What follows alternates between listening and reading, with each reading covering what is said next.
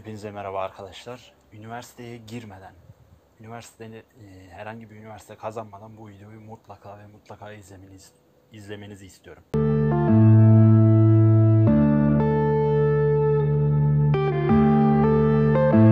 Nedeni ise basit. Şimdi düşünün, üniversitede herhangi bir bölüme gireceksiniz. Bu bölüm ileride yapacağınız belki mesleği oluşturacak. Ama günümüz şartlarına baktığımız zaman şu anda tıp gibi, diş hekimliği gibi, uzay mühendisliği gibi herhangi bir bölüme girmediğiniz sürece, yani pratik gerektiren bir bölüme girmediğiniz sürece hangi üniversiteye gittiğinizin hiçbir önemi yok. Çünkü herhangi bir iş başvurusu yaptığınızda iki farklı CV gelecek işverenin önüne. İşveren bakacak, birincisi bir sayfa ama Boğaziçi mezunu. Diğeri bakacak 5 sayfa ama Anadolu'nun herhangi bir yerinden, mesela Kütahya'dan mezun olmuş. Yani ona göre kıyas yapacak. Sizin okuduğunuz üniversiteye göre değil, sizin CV'nizde ne yazıyor ona göre kıyas yapacak. O yüzden üniversiteye gitmeden üniversite fırsatlarını daha yakından tanımanızı istiyorum. Bunlardan bir tanesi Work and Travel. Amerika'da çalışıp, gezip, para kazanıp gelebileceğiniz bir program. İkincisi Erasmus. Avrupa'ya gidip, gezip, eğitim alıp geri dönebileceğiniz bir program. Üçüncüsü Work and Holiday. Avustralya'da çalışıp yine gezebileceğiniz bir program. Yani bunları üniversiteye gitmeden tanırsanız kendinizi çok çok daha iyi hazırlarsınız. Özellikle geleceğe dönük. Ben bunlardan Erasmus'la başlamak istiyorum. Şimdi Erasmus nedir? Erasmus, az önce dediğim gibi, Avrupa'ya gidip Avrupa'da eğitim alıp bir dönem ya da 2 dönem, yani 1 yıl eğitim alıp geri döndüğünüz bir program. Şimdi bu programın amacı ne? Bu programın amacı kültürel değişim ve bunun yanında işte dediğim gibi eğitim. Bu program kim tarafından sağlanıyor? Avrupa Birliği tarafından sağlanıyor. Her yıl üniversitelere belli başlı hibeler veriliyor. Bu hibeler de işte kazanan öğrencilere dağıtılıyor. Gideceğiniz ülkeye göre 400-500, gideceğiniz programa göre lisans, yüksek lisans 500-600 euro aylık hibe bile alabilirsiniz. Şimdi bunun için yapmanız gereken geçmeniz gereken aşamalar nelerdir? Bunları soracaksanız, bunlardan birincisi, hangi üniversiteyi kazanırsanız kazanın. İsterse Türkiye'nin en ücra köşesinde olsun, fark etmez. O üniversitenin uluslararası ilişkiler bilimini bir sosyal medya hesabından takip edin. Olmadı gidin yüz yüze görüşün. Olmadı mail atın.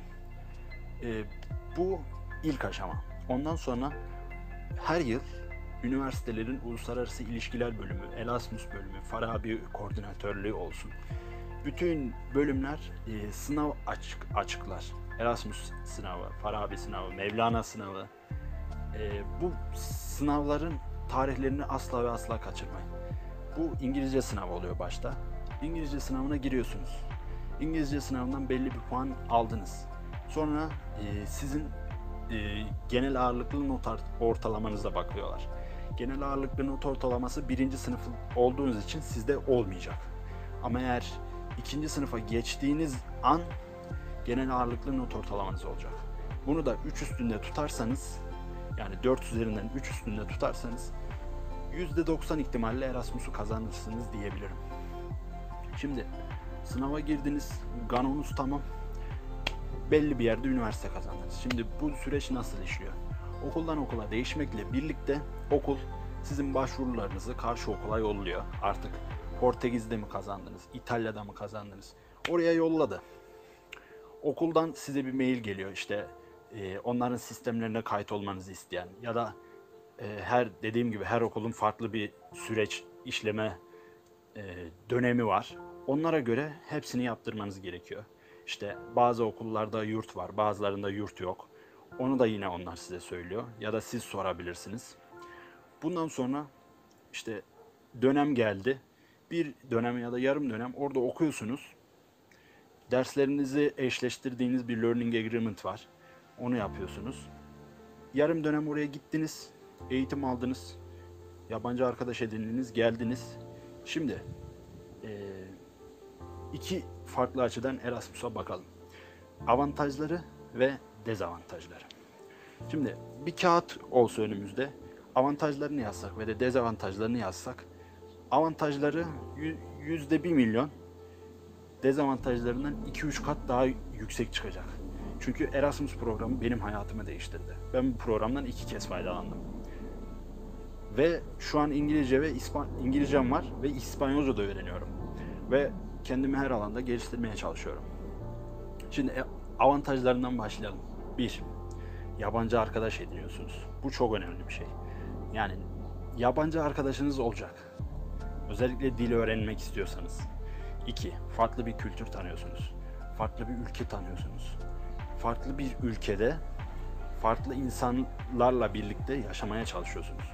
Yani bir nevi hayatta kalmaya çalışıyorsunuz. Bunu abarttığımı söyleyenler olabilir ama cidden abartmıyorum. Kendi ayaklarınızın üstünde durmayı öğreniyorsunuz. Bundan sonra komşunuz farklı bir ülkeden insan oluyor. Düşünün. Türkiye'de yaşayan bir insansınız ve Brezilyalı bir komşunuz olduğunu düşünün. Yani %1 falandır bunun ihtimali. Hatta %1'den bile düşüktür. Ama Erasmus'ta bu mümkün. Diğer komşunuzun Ukraynalı olma ihtimali var. Diğer komşunuzun İtalyalı olma ihtimali var. Çok güzel bir şey. Bunların yanında ülkeleri gezebilirsiniz. Ki ben de gezdim. 9 ülke, 26 şehir ve bir ada gördüm. Ki yani Erasmus'a gitmeden önce ben Hitit Üniversitesi'nde okudum. Bitirdim orada lisansımı. Erasmus'a gitmeden önce Amasya'ya gezmeye gitmeyen bir insandım ben. 45 dakika bakın. Minibüsle 45 dakika. Ve Erasmus dönüşü Türkiye, Karadeniz turu yaptım. Ondan sonra Türkiye'yi de gezmeye başladım. Gezmek size farklı bakış açıları, farklı türden insanlar ve sayamayacağım güzel manzaralar gösterir. Şimdi dezavantajlarına gelelim. Ya diyeceksiniz ki bunun dezavantajı ne olabilir? Belli bir dönem ailenizden uzak kalmak zorundasınız. Yani bu dezavantaj gibi görünebilir ama bence bu gerekli bir şey ya. Üniversitede kendi kendinizi, kendi yolunuzu bulmanız için bu gerekli bir şey. Sonra işte bayramları falan kaçırabilirsiniz. Yine bu da bence büyük sorun edilmeyecek bir şey. Üçüncüsü ne olabilir?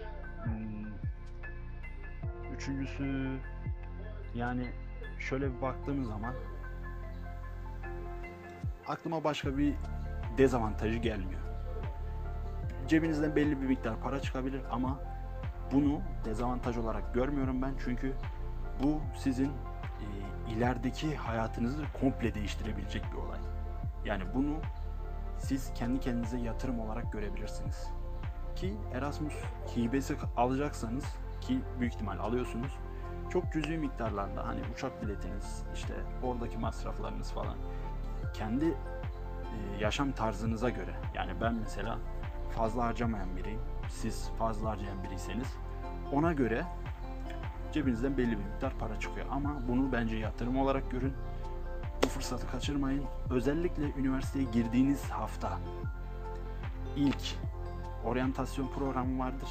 Onu asla ve asla kaçırmayın. Üniversite ile ilgili bütün her şeyi öğrenebileceğiniz bir programdır. Genellikle ilk kazananlar girmiyor. Ondan sonra üniversiteden bir haber bitiriyorlar. Siz de öyle olmayın. Erasmus, Work and Travel, Workaway, Work and Holiday, bunlardan istediğinizi yapabilirsiniz. Kendinizi geliştirin. Bu kanalda kişisel gelişim, motivasyon, kalimba videoları, gezi vlogları paylaşıyorum. Kendimi her zaman gelişmeye açık bir insan olarak görüyorum. Beni Instagram'dan, Twitter'dan, YouTube hesabımdan takip etmeyi unutmayın. TikTok'a da başladık. TikTok'ta da her gün bir bilgi videosu ve 2 tane de eğlence videosu paylaşmaya başladım. Beni oradan da takip edebilirsiniz. Seyri Samet bütün hesaplarımın ismi. Kendinize çok iyi bakın. Size güzel bir üniversite yılı, üniversite dönemi diliyorum. Her şey gönlünüzce olsun. Hoşça kalın.